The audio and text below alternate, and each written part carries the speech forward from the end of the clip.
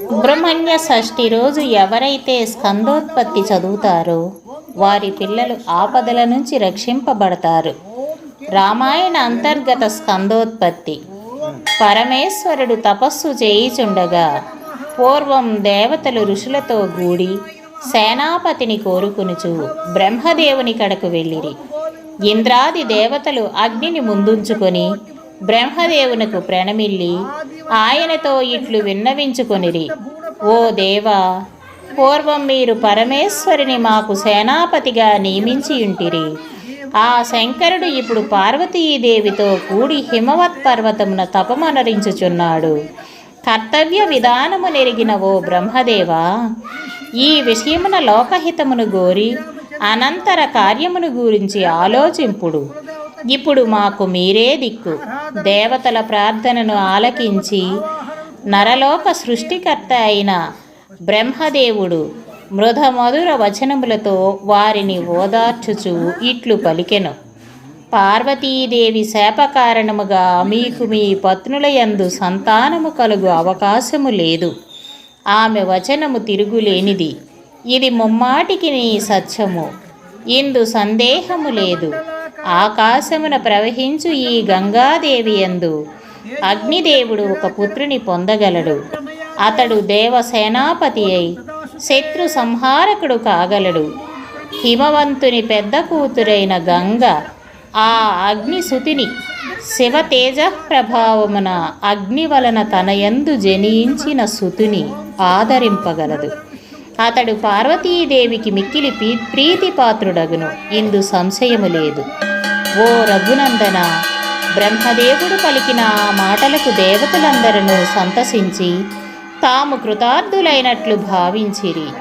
అనంతరము వారు బ్రహ్మదేవునకు ప్రణమిల్లి పూజించిరి.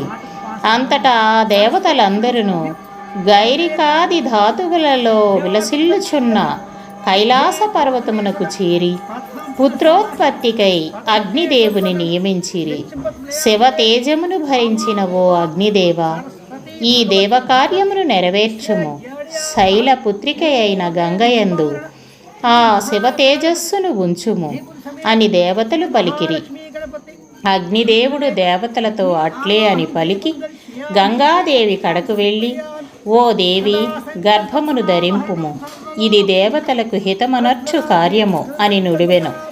అప్పుడు గంగ ఆయన మాటలను విని దివ్యమైన స్త్రీ రూపము ధరించెను.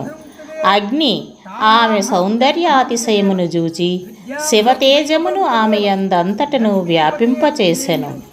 ఓ రఘునందన, అగ్ని ఆమెపై వ్యాపింపజేసిన శివతేజముతో గంగా ప్రవాహములన్నీయును నిండిపోయెను.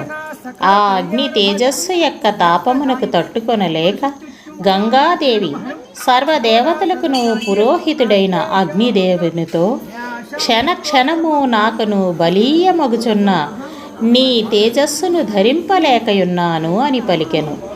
సర్వదేవతల కొరకై సమర్పించడి ఆహుతులను స్వీకరించినట్టి అగ్నిదేవుడు గంగతో, ఓ దేవి, ఈ శ్వేతపర్వత ప్రదేశమున నీ గర్భమును ఉంచుము అని అనెను. మహా తేజస్వినైన ఓ పుణ్యపురుష రామ, గంగాదేవి అగ్నిదేవుని మాటలను పాటించి మిక్కిలి తేజోరాశి అయిన ఆ గర్భమును తన ప్రవాహముల నుండి అచ్చట వదిలెను. గంగానది గర్భము నుండి వెడలిన తేజస్సు మేలిమి బంగారము వలె కాంతిమంతమయ్యుండెను. కనుక ఆ తేజస్సు ఉంచబడిన భూమియు అచటి వస్తువులన్నీయును సువర్ణమయములాయను. ఆ పరిసరములన్నీయును రజతమయములై నిరుపమానమైన కాంతితో వెలుగొందెను. ఆ తేజస్సు యొక్క తీక్ష్ణత్వము వలన రాగి, ఇనుము పుట్టెను. ఆ రేతస్సు యొక్క మలము తగరము, శేషము ఆయను. ఈ విధంగా ఆ తేజస్సు భూమిని చేరి వివిధ ధాతువులుగా రూపొందెను. ఆ గర్భము భూమిపై ఉంచబడగానే దాని తేజ ప్రభావముచే ఆ శ్వేతపర్వతము, అందలి శరవణము అంటే రిల్లుగడ్డి సువర్ణమయములై తేజరిల్ల సాగెను. పురుష శ్రేష్ఠుడైన ఓ రాఘవ, అగ్నితో సమానమైన కాంతి గల ఆ బంగారము అప్పటి నుండి జాతరూపము అను పేరుతో ప్రసిద్ధికెక్కెను. అచటి తృణములు, వృక్షములు, లతలు, పొదలు మొదలగునవి అన్నీను స్వర్ణమయములాయను. తదనంతరము అచట జన్మించిన కుమారునకు పాలిచ్చి పోషించుటకై ఇంద్రుడు, మరుద్గణములు మొదలగు దేవతలు 6 మంది కృత్తికలను నియోగించిరి. ఈ బాలుడు మా అందరి యొక్క పుత్రుడగును అని ఆ కృత్తికలు దేవతలతో ఒప్పందం చేసుకొనిరి. పిమ్మట ఆ నిశ్చయముతో అప్పుడే పుట్టిన ఆ శిశువునకు పాలియ్యసాగిరి. అంత దేవతలందరూ ఈ బాలకుడు కార్తికేయుడు అను పేరుతో ముల్లోకముల యందును ఖ్యాతికెక్కును, ఇందు సంశయము లేదు అని పలికిరి. గంగ ద్వారా అచటికి చేరిన శివ తేజస్సు యొక్క ప్రభావమున పుట్టిన ఆ బాలుడు అగ్నివలే వెలుగొందుచుండెను. దేవతల మాటలు విని వారి ఆదేశమును అనుసరించి కృత్తికలు ఆ బాలునకు స్నానం చేయించిరి. ఓ కాకుత్స, గంగాదేవి గర్భము నుండి స్ఖలితుడైనందున దేవతలు అగ్నితుల్యుడై కారణజన్ముడైన ఆ మహానుభావుని స్కందుడు అని పిలవసాగిరి. కృత్తికల పోషణ వలన అతనికి కార్తికేయుడు అని పేరు ఏర్పడెను. అప్పుడు ఆ 6 కృత్తికల స్తనములలో సమృద్ధిగా పాలు ఏర్పడెను. 6 ముఖములు కలవాడై ఆ బాలుడు ఆ 6 నుండి స్తన్యములను గ్రోలెను. సుకుమార శరీరుడైనను ఆ కుమారస్వామి 1 దినము మాత్రమే వారి నుండి పాలు త్రాగి మహిమాన్వితుడై అతడు తన పరాక్రమము చేత రాక్షస సైన్యములను జయించెను.